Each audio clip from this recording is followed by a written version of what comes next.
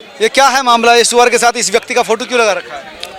ये फोटो इसलिए लगा रखा है क्योंकि इस देश में गांधीवादी विचारधारा का प्रचलन कर करके ना, और उसका इतिहास छुपा करके इस यहाँ पे हिंदुओं को सहिष्णु इस दर्जे का बना दिया कि वो नपुंसकता की राह पे चलने लग गया है। वो एक तरफ कहते हैं कि उनके उधर कोई कुछ बोलेगा तो सल्तन से जुदा। आज ये हमारी दुर्गा माता के लिए बहुत अभद्र टिप्पणी बोल गया है। बहुत, मैं कह भी नहीं सकता हूँ आपके चैनल के माध्यम से। ऐसी भाषा मत बोलिए। नहीं, भाषा बोलने का समय आया है क्योंकि अब हमें पश्चाताप है कि यदि हमने गौ माता को काले हिरन की तरह पूजा होता तो आज कोई सनातनी की ओर उंगली उठा करके नहीं देख पाता, कोई गौ माता की ओर उंगली उठा के नहीं देख पाता। एक से एक माता तो इस देश में पूजनीय है भाई, पूजनीय है, लेकिन ये गो तस्कर होते हैं और उन्हें पैदा करने वाले ऐसे लोग होते हैं, उनको अंदर जिहादी मानसिकता डालने वाले। वो सुन लीजिए, ये जौन सा भी मौलाना है और इसके लिए खुली साफ चेतावनी है यहाँ से अवनीश जंगड़ की। तो मैं कह रहा हूँ, इसने जो देवी देवताओं का अपमान किया है ना हमारी दुर्गा माता का, इसके में इतने छेद करेंगे कि मधुमक्खी का छत्ता भी फेल हो जाएगा जितने इसके छेद करेंगे। डॉक्टर भी कहेगा कि नहीं, मधुमक्खी का छत्ता ले आए हैं। अब वो समय आ गया है सनातनियों एकजुट होकर के प्रचंड होकर आवाज उठाने का। जहां दिखे में पीतल ही पीतल इतना भर देंगे कि घर वाले भी कहेंगे मौलाना तो गया लेकिन पीतल की मौज कर गया। इसका वो हाल कर। और सुन लीजिए मेरी बात, कानून का सहारा लीजिए आप, इसके खिलाफ कानून का सहारा ले लिया था मुनव्वर फारूकी के समय। क्या हुआ? वो ज्यादा सारे में घूमता रहा, लेकिन जैसे ही एक देशभक्त ने जरा सा स्टेप लिया, आज वो देश छोड़ के भागा हुआ है वो मुनव्वर फारूकी। और वही अब प्रचंड एक लॉरेंस बिश्नोई से काम नहीं चलेगा, बिल्कुल नहीं चलेगा, क्योंकि कांग्रेस ने भी भगत सिंह को आज तक आतंकवादी बोला। और आज यदि हम ये मूर्खता करेंगे कि लॉरेंस बिश्नोई जैसे लोग अपराधी है, तो ये हमारी महान मूर्खता होगी। अपराधी नहीं है वो, नहीं मानते हम ऐसे को अपराधी। और यदि पहले कोई अपराध किए भी होंगे तो आज जो उसने पुण्य काम कर रहा है और करते जा रहा है उसके लिए हम समर्थन करते हैं, खुले दिल से करते हैं, समझे। एक एक बच्चे के अंदर उस भावना को होना चाहिएगा। भगत सिंह का असली सच्चा देशभक्त है वो। आज उसने उस बाबा सिद्दीकी को निपटाया है जो कभी दाऊद का बायां हाथ होता था। फिर एक अपराधी का महिमा मंडन नहीं कर रहा। ये तुम्हारे संविधान की बत्ती बना के हम सबके हैं। ना, हमारा कुछ नहीं है। हमारा संविधान जब तक है जब दूसरों के लिए संविधान है, जब उनके लिए सरिया पहले है तो यहाँ महाभारत पहले है। जाके बता देना सारे विपक्षी नेताओं को। और कौन सा विपक्षी नेता इसकी सपोर्ट में भी आ गया उसका भी हाल बाबा सिद्दीकी जैसा होगा, बाबा सिद्दीकी जैसा। ध्यान की वाली बात, आप तो पढ़े लिखे लोग लग रहे हैं मुझे लग रहा है। आप सम्मानजनक सम्मान अब जो है समान से होगा मेरे भाई। और इसीलिए हम कह रहे हैं दीपावली पे सोना चांदी सामान मत खरीदो, लोहा और पीतल खरीदो। सोना चांदी पे कोई भी आंख लगाएगा लूट के ले जाएगा, लेकिन जिस दिन घर में लोहा पीतल मौजूद होगा अच्छे से अच्छा आतंकी भी पतले मोहल्ले से किनारा करके पतली गली से निकल जाएगा। ये ध्यान रख लेना। और ये अब समय आ गया है, प्रशासन 36 राज्यों में सो रहा है, ये हिंदू देवी देवताओं का अपमान कर रहा है। ये अगर कहीं खुले में घूमता दिखाई दे गया तो हम सनातनी शांति ना बिल्कुल शांति से काम नहीं चलेगा। शांति तो हमने महात्मा गांधी की मजार पर डाल दी ले जाकर।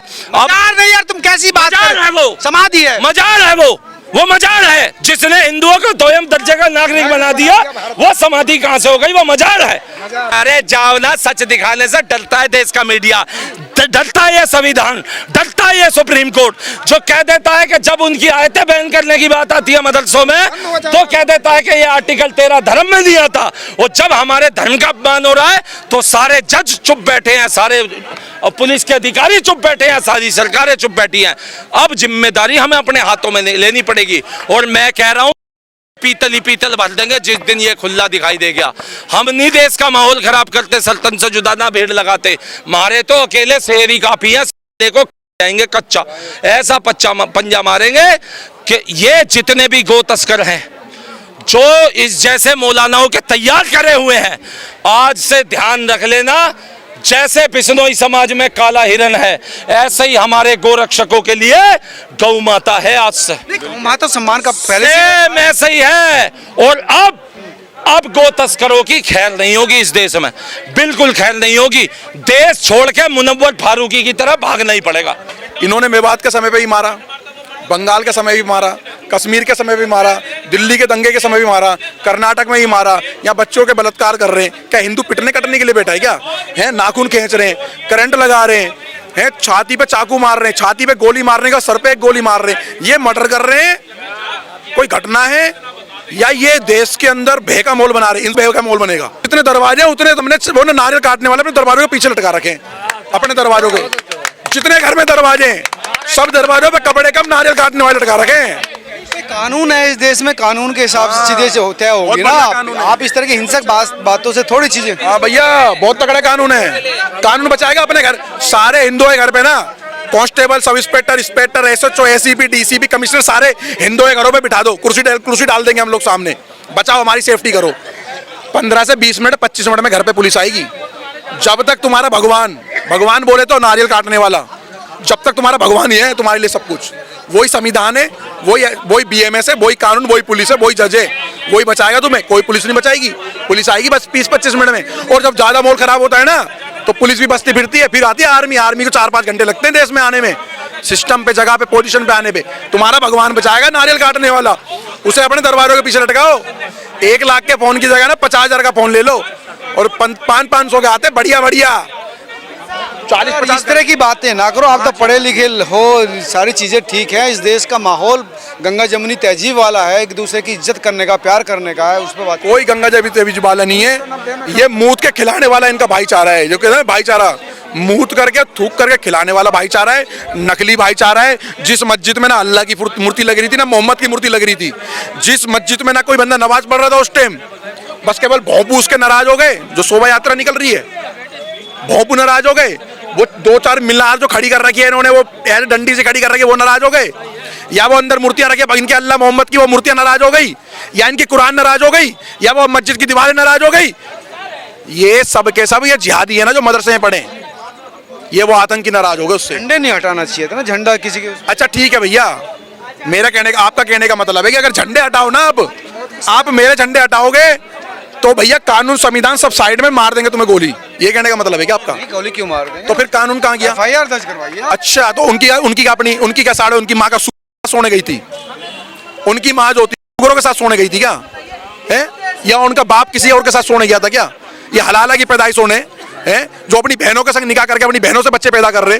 इनकी बुद्धि उस टाइम नहीं थी। इतनी बुद्धि कि बहनों से बच्चे पैदा करने, हलाला बेटियों से करना, इतनी इनकी बुद्धि है। ये बुद्धि नहीं है कि मैं 112 पे कॉल कर दूं।